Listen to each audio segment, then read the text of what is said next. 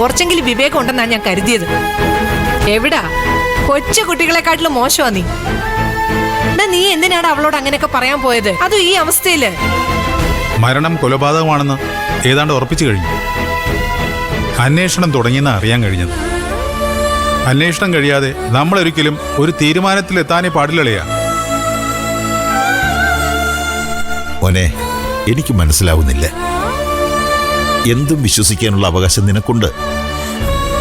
പക്ഷേ അത് മറ്റൊരാളോട് പറയുമ്പോൾ സൂക്ഷിക്കണം. പ്രത്യേകിച്ച് മരണം ബാധിച്ചിരിക്കുന്ന ഒരാളോട്. നടേശനെ കൊന്നത് ദേവികയാണെന്നുള്ളത് എന്തിന്റെ അടിസ്ഥാനത്തിലാ ആ ചന്ദ്രലേഖ പറയുന്നത്? അത് കേട്ടപ്പോഴാ എനിക്കെന്റെ നിയന്ത്രണം പോയത്. മോനെ, അവൾ അവളുടെ തോന്നൽ പറഞ്ഞു. അത് ശരിയാവണമെന്നില്ലല്ലോ. ശരിയായി കൂടാതെ ഇല്ല. അത് ശരിയാ. ഒരു സംഭവത്തിന് രണ്ട് വശങ്ങൾ ഉണ്ടായിരിക്കും എപ്പോഴും. ആരെന്ത് വേണമെങ്കിലും പറഞ്ഞോ, ദേവിക അങ്ങനെ ഒരിക്കലും ചെയ്യില്ലെന്ന് എനിക്ക് നല്ല ഉറപ്പുണ്ട്. അന്വേഷണം കഴിയുമ്പോഴും നീ ഇത് തന്നെ പറയണം. മനുഷ്യനാ, എന്താ എപ്പോഴാ എങ്ങനെയാ ചെയ്യുന്നതെന്നൊന്നും പറയാൻ പറ്റുകയില്ല. എന്നാ ഈ കേസിലെ ഒരു അന്വേഷണത്തിന്റെ ആവശ്യവും എനിക്കില്ല. അതില്ലാതെ തന്നെ എനിക്ക് പറയാൻ പറ്റും ദേവിക നിരപരാധിയാണെന്ന്. വെറുതെ അല്ല ചന്ദ്ര ഇറങ്ങിപ്പോൻ പോയത്. ഇങ്ങനെയൊക്കെ കേട്ടാലേ ആർക്കാ ദേഷ്യം വരാത്തത്? ദേ, കഴിഞ്ഞതൊക്കെ കഴിഞ്ഞു. മേലാൽ ഇതിനെ ചൊല്ലി ഒരു സംസാരം ഇനി ഇവിടെ ഉണ്ടാവരുത്. ഒരു വിധത്തിൽ അവളെ ഇവിടെ പിടിച്ചു നിർത്തിയിരിക്കുന്നത്. ഇനി അവൾ ഇവിടുന്ന് ഇറങ്ങിപ്പോകാനുള്ള സാഹചര്യം നീയായിട്ടുണ്ടാക്കരുത്. ഇങ്ങോട്ട് എങ്ങനെ ഒരാൾ പെരുമാറുന്നോ അതുപോലെ ഇരിക്കും തിരിച്ച് അങ്ങോട്ടുള്ള എന്റെ പെരുമാറ്റം. മനുഷ്യനാണെന്ന് പറഞ്ഞല്ലോ, ആ തത്വം എനിക്കും ബാധക.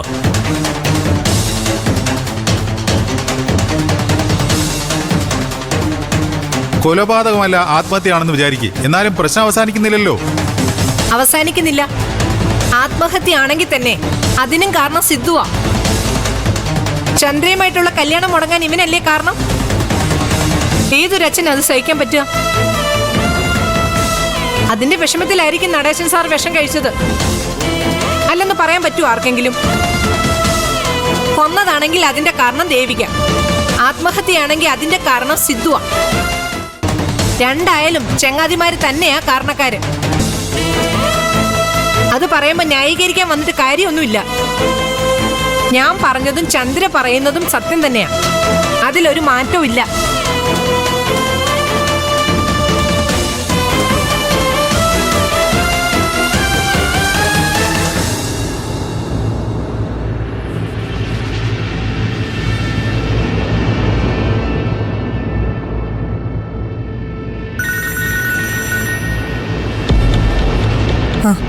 എന്തായി? വല്ല പുരോഗതിയുണ്ടോ? ഉണ്ടോന്നോ? നമ്മൾ ഈ കാണുന്നതും അറിയുന്നതും ഒന്നും അല്ല സ്വാമി. അവിടെ കാഷായം, ഇവിടെ മോഡേൺ. ഞാൻ എൻ്റെ കണ്ണുകൊണ്ട് കണ്ടതാ. അൾട്രാ മോഡേൺ ആയ ഒരാളെ പോലെ ഡ്രസ് ചെയ്താ സ്വാമി ഇവിടെ നടക്കുന്നത്. കോട്ടും സ്യൂട്ടും കൂളിംഗ് ഗ്ലാസും. എന്റെ ഭാഗ്യക്കേട് നോക്കണേ, ഫോട്ടോ എടുക്കാൻ പറ്റിയില്ല. ഫോട്ടോ ഉണ്ടായിരുന്നെങ്കിൽ ഒരു തെളിവായനെ. അതിന് സമയമൊന്നും വൈകിട്ടില്ല. ഇനി അവസരം കിട്ടും, അപ്പൊ എടുക്കാം. തൽക്കാലം ഈ വിവരം നമ്മൾ മാത്രം അറിഞ്ഞാ മതി. ഡാഡി അപ്പച്ചൊന്നും അറിയണ്ട. ആര് പറയാൻ? എന്തായാലും നമ്മൾ സംശയിച്ചത് ശരിയായിന്ന് വന്നില്ലേ? എനിക്കപ്പോഴേ സംശയം ഉണ്ടായിരുന്നു അയാള് സ്വാമിയൊന്നും അല്ലെന്ന്. ഇപ്പോഴല്ലേ യഥാർത്ഥ ആളെ തിരിച്ചറിഞ്ഞത്. അയാള് സ്വാമിയല്ല, സമ്മതിച്ചു. പിന്നെ എന്തിനായിരിക്കും സ്വാമിയുടെ രൂപത്തിൽ ഇവിടെ താമസിക്കുന്നത്? എന്തായിരിക്കും അയാളുടെ ഉദ്ദേശം? അതിനുള്ള ഉത്തരം രണ്ടു പേർക്ക് മാത്രമേ അറിയൂ. ഒന്ന് സ്വാമിക്ക്, മറ്റൊന്ന് നിന്റെ ഡാഡിക്ക്. രണ്ടുപേരും സത്യം തുറന്നു പറയാൻ സാധ്യതയില്ലാത്ത സ്ഥിതിക്ക് നമ്മളത് കണ്ടുപിടിച്ചേ പറ്റൂ. കണ്ടുപിടിക്കണം. കുറെ കാലം ആയില്ലേ നമ്മളെ പറ്റിക്കാൻ തുടങ്ങിയിട്ട്. ഇനിയത് വേണ്ട.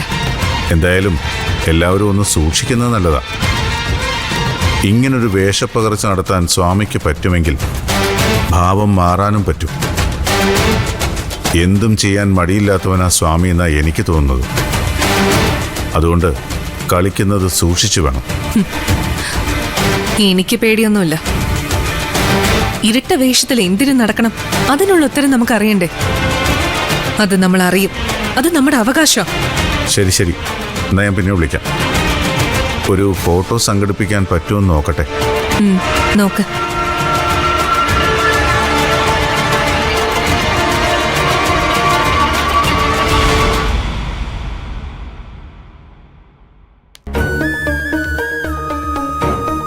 അച്ഛൻ വാങ്ങിക്കൊണ്ട് പോയാ പൊതിച്ചോറ്, അതവിടുത്തെ പ്രശ്നം.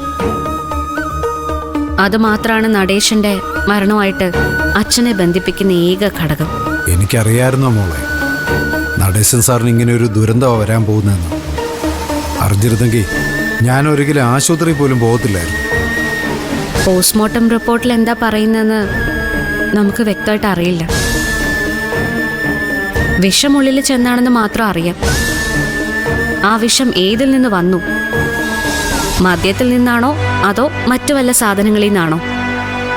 മദ്യത്തിൽ നിന്നാണെങ്കിൽ നമ്മൾ രക്ഷപ്പെട്ടു. പൊതിച്ചോറിൽ വിഷം കയറിയിട്ടില്ല എന്നല്ലേ അതിനർത്ഥം? അതോടെ അച്ഛനെ പിന്നെ സംശയിക്കാൻ പറ്റാതെയാവും. നമ്മളെ കൊടുക്കാൻ ഉദ്ദേശിക്കുന്നവരുടെ മനസ്സിപ്പോൾ വേറെയാ മോളെ. അതുകൊണ്ട്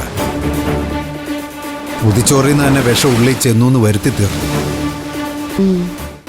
മോളെ എന്നെയും പെടുത്താൻ അങ്ങനെ ചെയ്താലല്ലേ പറ്റത്തുള്ളൂ. ഇതവർക്ക് നന്നായിട്ട് അറിയാം. ഈ കുരുക്കിൽ നിന്ന് രക്ഷപ്പെടാൻ ഒരു വഴിയാ ഞാൻ ആലോചിക്കുന്നത്.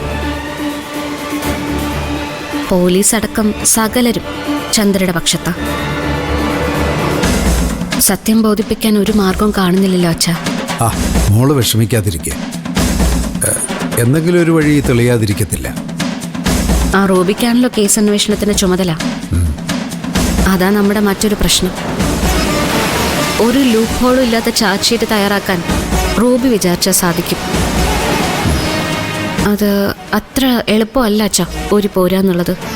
മോളെ, റൂബി അല്ല ആര് വിചാരിച്ചാലും നമ്മളെ ഒന്നും ചെയ്യാൻ പറ്റത്തില്ല. ദൈവം എന്ന് പറഞ്ഞ ഒരാൾ മോളി ഇരിപ്പുണ്ടല്ലോ. നമ്മൾ നിരപരാധിയാണെന്ന് ഭഗവാൻ അറിയാതിരിക്കുമോ? ഭഗവാൻ നോക്കിക്കോളും. അച്ഛ ശരത്ത് നമുക്കെതിരാ. ഒരുപക്ഷെ ചന്ദ്രേക്കാളും അവനാ നമ്മൾ അകത്താവണമെന്ന് ആഗ്രഹിക്കുന്നത്. അവന് പിന്നെ അവന്റെ സകല തോന്നിവാസങ്ങളും ഇഷ്ടം പോലെ നടത്താമല്ലോ. ഞാൻ അനുവദിക്കില്ല മോളെ. ആ നടേശൻ സാറിന്റെ കേസിൽ കുടുങ്ങേണ്ടി വന്ന അന്ന് ശരത്തിനെ ഞാൻ തീർക്കും.